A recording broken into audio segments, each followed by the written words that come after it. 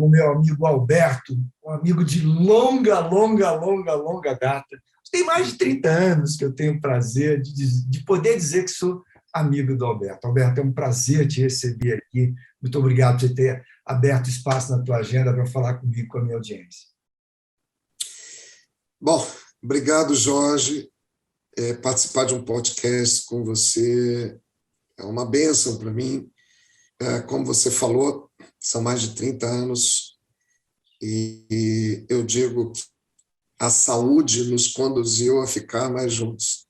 Essa ideia da atividade física, ela é memorável na nossa vida. E muito obrigado por estar aqui.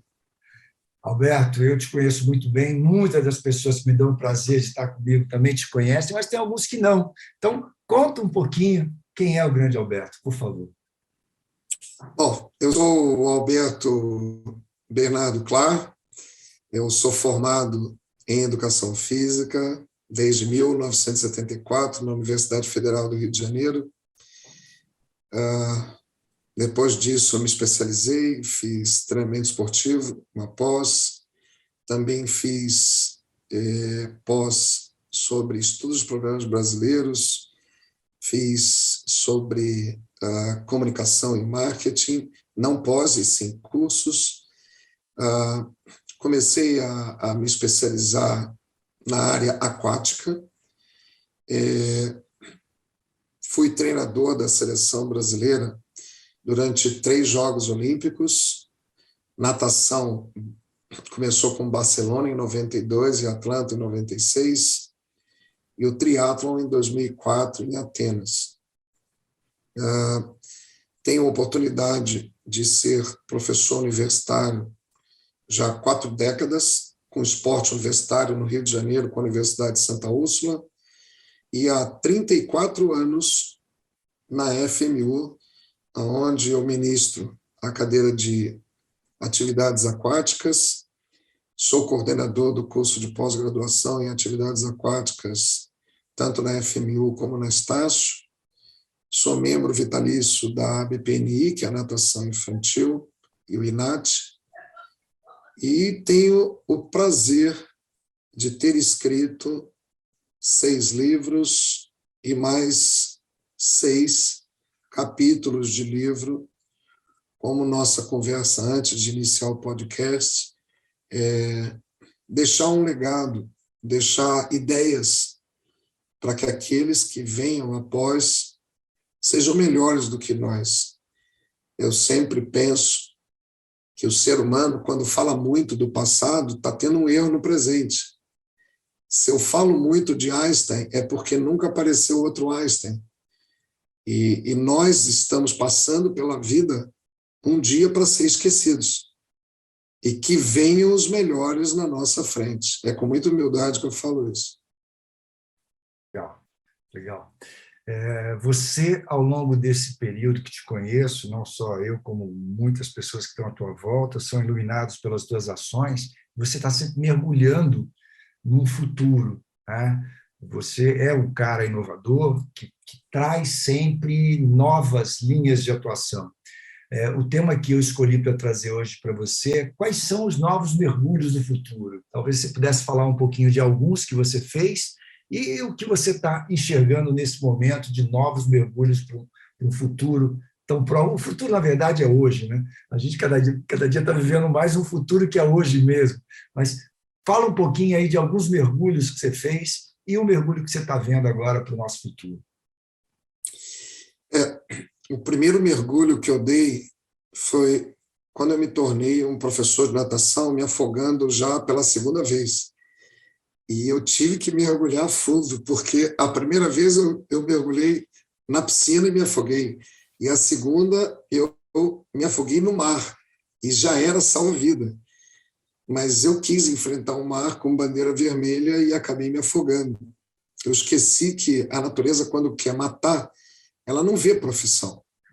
Então, eu tive que mergulhar fundo e me recriar e me tornar um especialista de água, mesmo a água me fazendo alguns pequenos traumas, ou traumas, que foi um plural. E outra coisa que fez mergulhar muito fundo foi meu pai, aos 16 anos, que eu venho de uma família europeia. Ele falou que filho dele, com 16 anos, tinha que trabalhar. E eu estava começando a crescer na natação.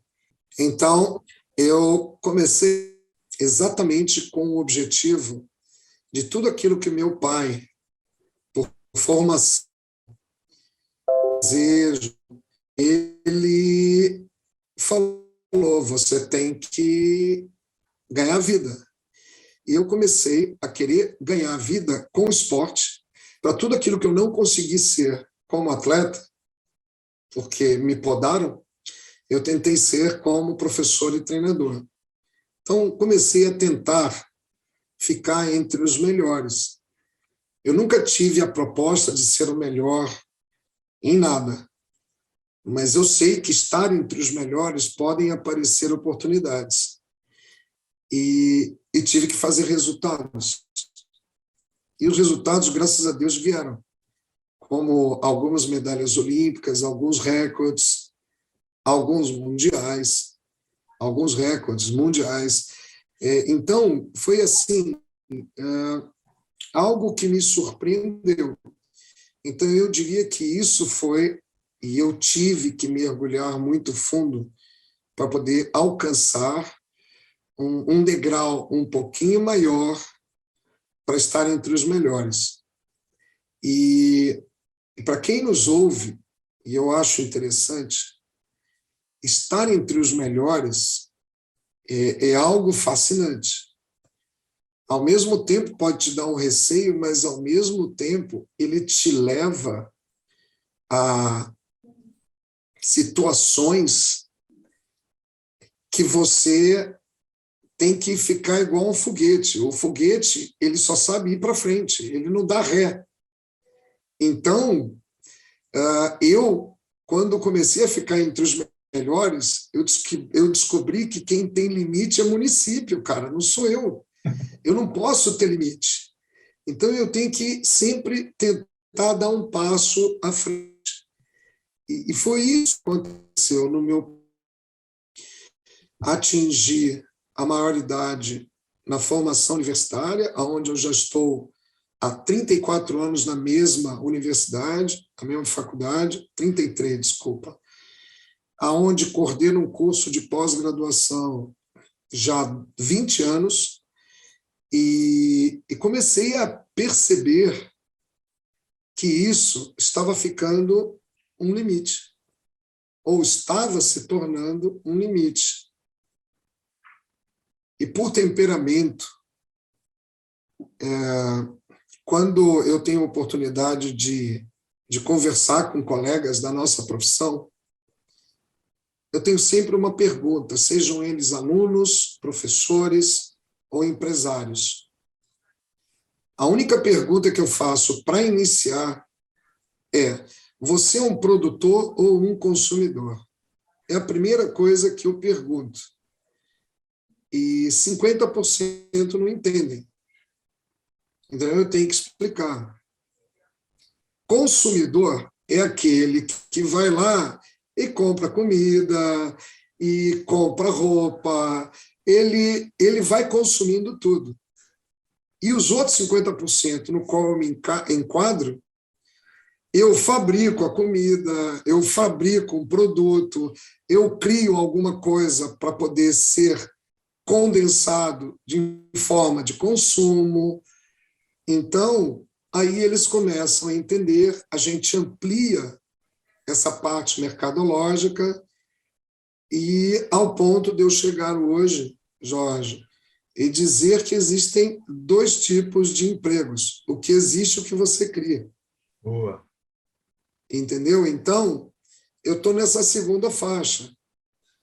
Eu estou tentando sempre criar algo para poder ser útil, primeiro, à nossa profissão, e segundo, ao bem-estar da humanidade, das pessoas com que a gente convive.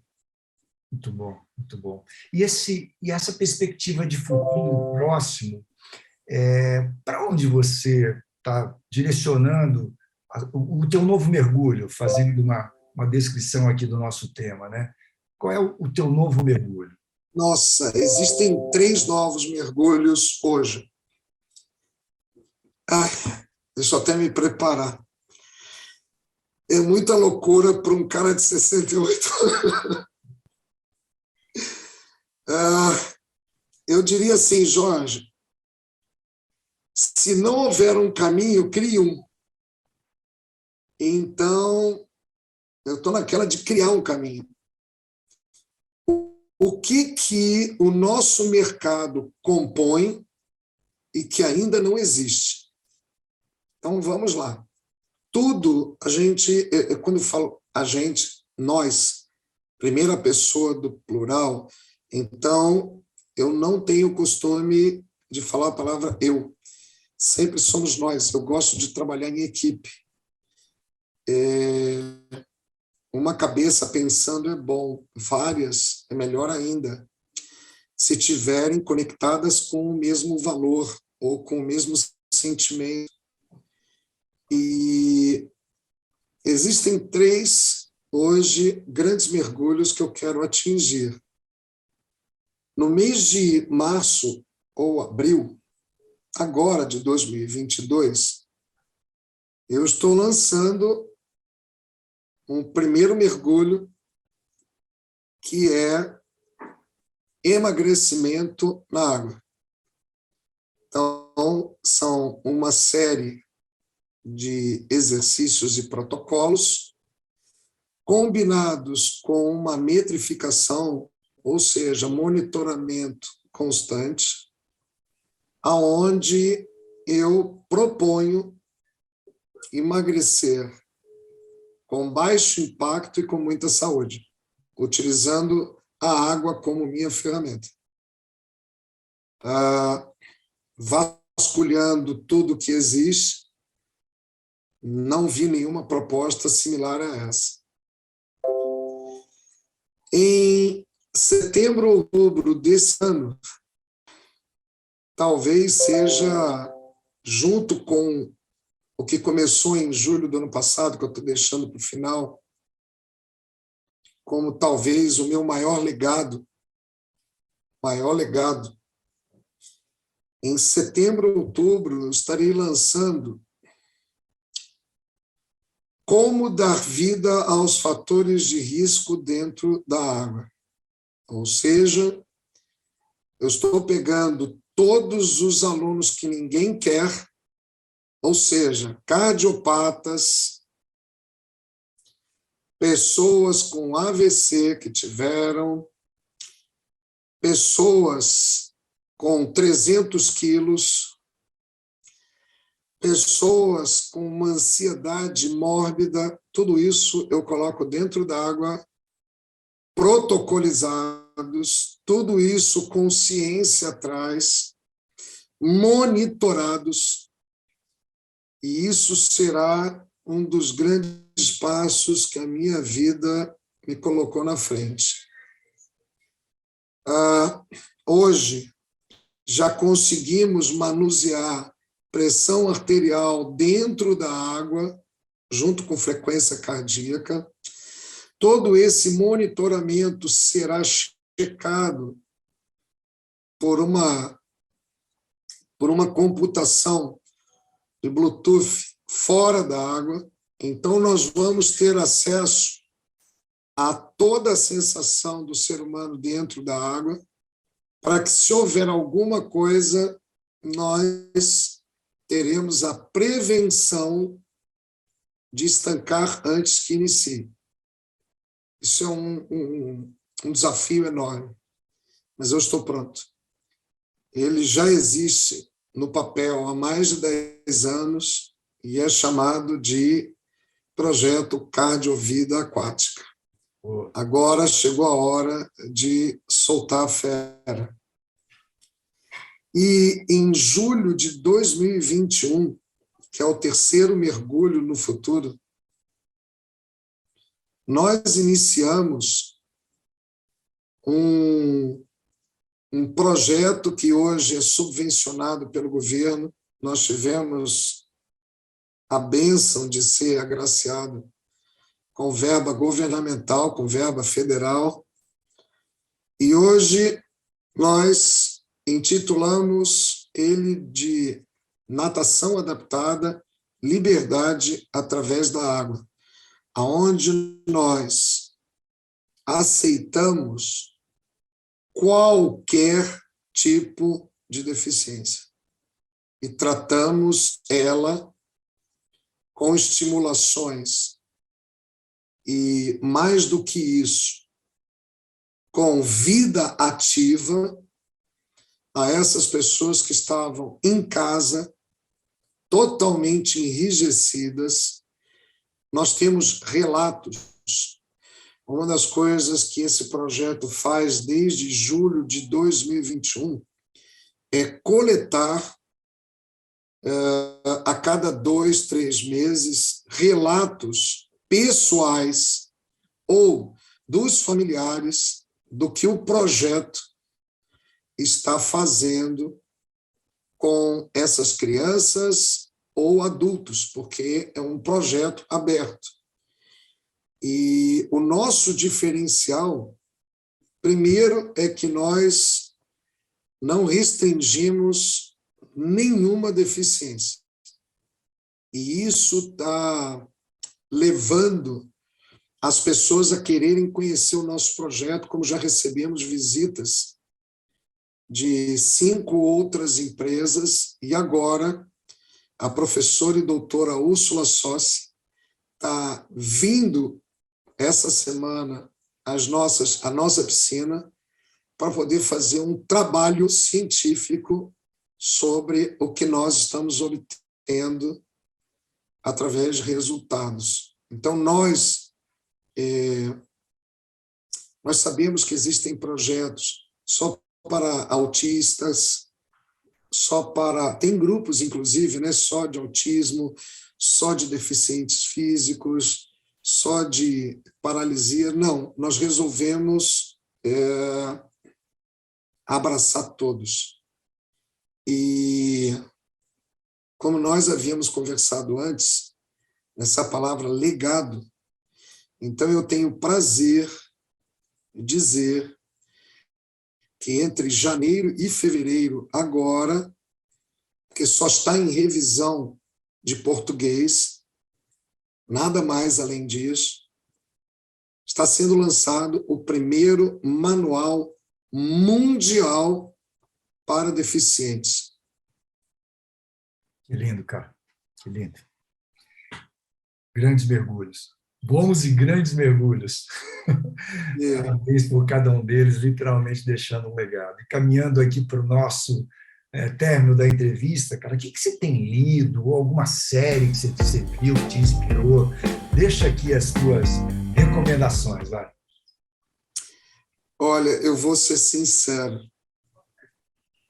Eu sou fã de carteirinha de um autor. Se alguém pudesse ler todos os livros de Napoleão Hill, eu indicaria todos. Todos. Porém, o livro que me tirou da cadeira, sabe? Aquele livro que você começa e acaba em 2, 3 dias, aquele que tirou o meu bumbum e falou: amigo, você precisa ir muito mais além do que você está, é Mais Esperto que o Diabo. Esse livro, ele detonou o meu cérebro. Ele me mostrou que eu ainda não fiz nada. Muito bom, muito bom. E alguma série? Você viu alguma coisa ultimamente que você fala, puta, isso aí me impactou também para fazer mais mergulhos ou para melhorar os meus mergulhos? Olha, eu te confesso,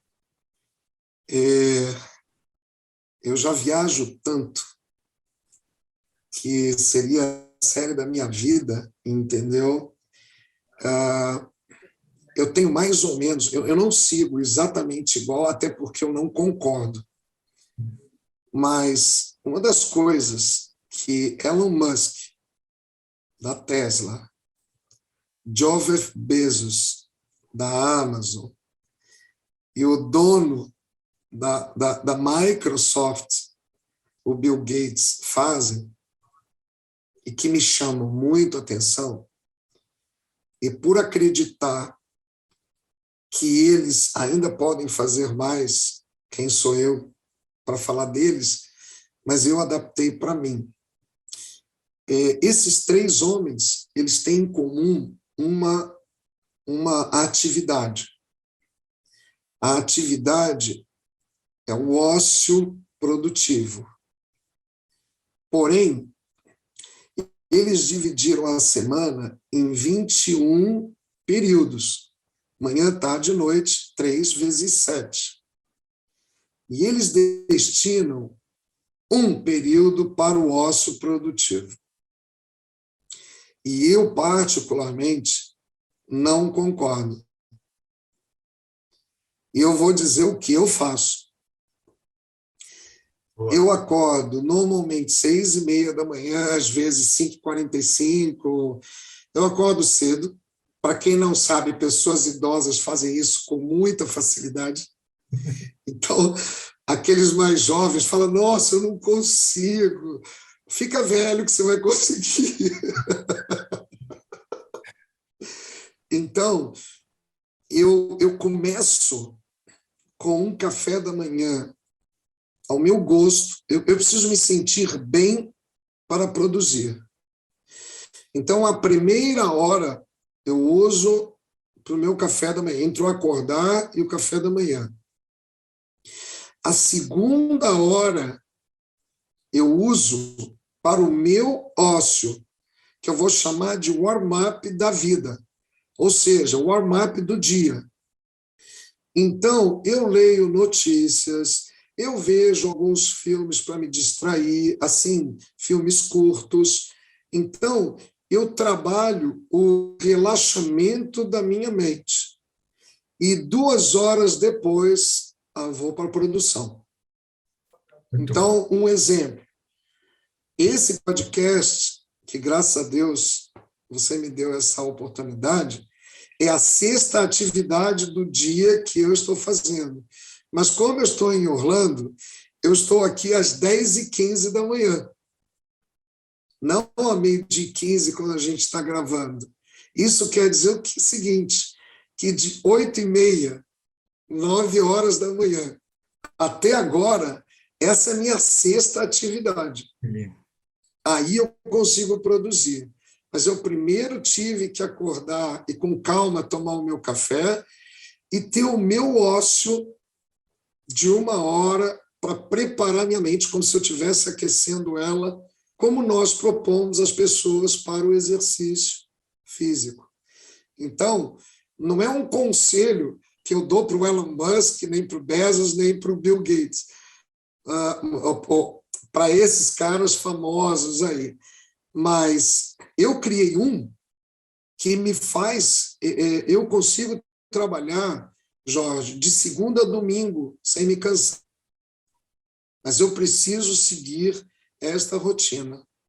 Eu preciso estar totalmente livre, leve e solto para produzir. Então, é essa série que eu sigo. Muito bom, muito bom, muito bom. Grandes sugestões. E eu diria, a gente chegou numa fase da vida que dá para falar que são conselhos mesmo, porque são coisas que a gente aplicou ao longo da vida, faz bem e faz muitas pessoas bem também, né? Eu, no outro dia, levando aqui para o final, mas deixando aqui com você uma posição, eu estava ouvindo um podcast, um cara que eu ouço com frequência, que chama JJ Podcast, ele foi teu atleta.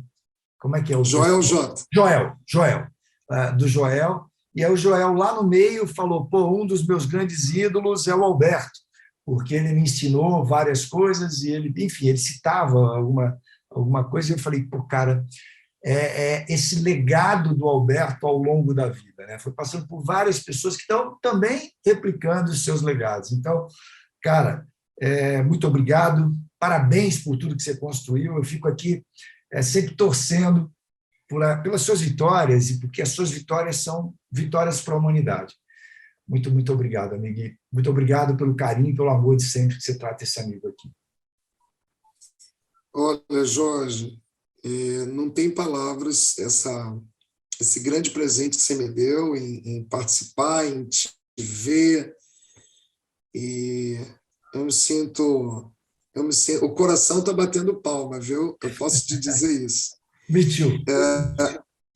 Então, ele hoje é um homem, falamos ontem, é uma pessoa de mais de 2 milhões de seguidores, ele foi Fernão Capelo Gaivota. Querem mais um livro para ler, Fernão Capelo Gaivota, a ave que achava que podia voar mais do que os seus descendentes, entendeu? Mas eu tenho uma frase que ela ficou marcada e algumas pessoas, não são milhares nem milhões, algumas pessoas já ouviram. E como o seu podcast vai ser ouvido por muitas pessoas, eu gostaria dessa reflexão para vocês. Primeiro, copiem quem vocês acham bons. Depois, faça você virar esse bom. Então, a minha frase de efeito, que eu venho finalizando todos os cursos, é o seguinte: o certo é o que dá certo. Pode ser que você faça tudo errado na concepção de toda a humanidade, mas deu certo para você. Então, esse é o certo. Então, esqueçam os outros. Porque se você der certo, aquilo ali vai virar uma lei, uma proposta, um protocolo. Porque foram assim que as grandes pessoas iniciaram. Elas sempre foram ridicularizadas e, no final, foram enaltecidas. Um grande abraço. Um beijo grandão, amigo. Muito, muito, muito obrigado. Valeu, valeu. Um beijo grande.